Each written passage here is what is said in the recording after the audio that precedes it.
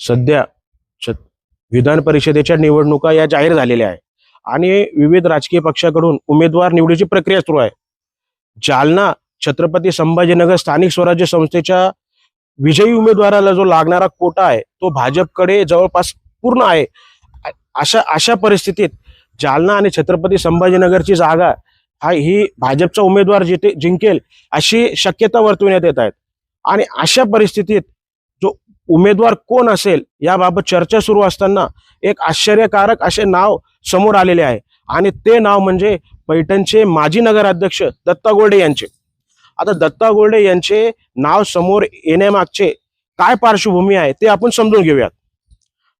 5 महिन्यापूर्वी नगरपालिकेच्या निवडणुका झाल्या आणि या निवडणुकांमध्ये छत्रपती संभाजीनगर भाजपची जी जबाबदारी होती ती जबाबदारी ही कॅबिनेट मंत्री अतुल सावे यांच्याकडे होती आणि अतुल सावेंना पैठण वगळता सगळीकडे पाहिजे तसं यश मिळालेलं आहे.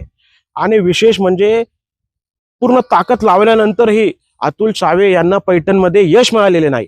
आणि याच कारणामुळे अतुल सावे आणि जे शिंदे शिवसेनेचे नेतृत्व आहे म्हणजेच भुमरे यांचे निवडणुकीच्या दरम्यान संबंध हे खूप ताणले गेले होते आणि संबंध ताणले गेल्यामुळे अतुल सावे यांनी पैठणमध्ये खूप जास्त ताकद लावली होती.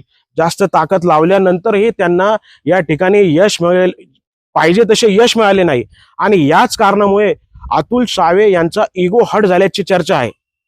आता इगो हट झाल्यानंतर अतुल सावे यांनी पैठणमध्ये जरा जास्त प्रमाणात लक्ष द्यायला सुरुवात केली आणि भुमरे यांना कोण शह देऊ शकतो अशा सर्व लोकांना त्यांनी भाजपमध्ये घ्यायला सुरुवात केली. म्हणजेच पैठणमध्ये भाजपची ताकद वाढवण्याला सुरुवात केली. सर्वात प्रथम मंत्री अतुल सावे यांनी माजी नगराध्यक्ष दत्ता गोरडे यांना भाजपमध्ये प्रवेश दिला आणि त्यानंतर जे छोटे मोठे नेते आहेत पैठणचे त्यांनाही भाजपमध्ये घेण्याची प्रक्रिया सुरू आहे. आता केवळ पक्षात घेऊन चालणार नाही तर त्यांना काहीतरी राजकीय ताकद द्यावी लागेल. यामुळे अतुल सावे हे पैठणचे जे माजी नगराध्यक्ष आहे त्यांचे राजकीय पुनर्वसन करणार अशी चर्चा आहे.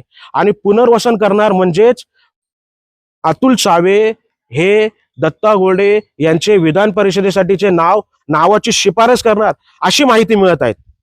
आणि जर भाजपने दत्ता गोरडे यांना उमेदवारी दिली आणि जर दत्ता गोरडे हे भाजपचे आमदार झाले तर पैठणमध्ये भाजपची ताकद ही खूप वाढणार आहे. पैठणमध्ये वाढणार आहे याचाच अर्थ संपूर्ण छत्रपती संभाजीनगर जिल्ह्यामध्ये वाढणार आहे. आणि याच कारणामुळे विधान परिषदेची निवडणूक होणार आहे त्या निवडणुकीत भाजपकडून छत्रपती संभाजीनगर आणि जालना मतदारसंघासाठी दत्ता गोरडे माजी नगराध्यक्ष दत्ता गोरडे यांचे नाव समोर आलेले आहे. आता पाहूया दत्ता गोरडे यांना उमेदवारी मिळती का भाजपच्या अन्य एखाद्या उमेदवाराला भाजप ही त्यांची उमेदवारी देतो. हे तर येणारा काळ सांगणार आहे. येणारा काळ नाही सांगणार, 2 ते 4 दिवसात हे आपल्याला कळणार आहे. प्रतिष्ठान वार्ता न्यूज साठी मी चंदन लक्कडार, पैठण.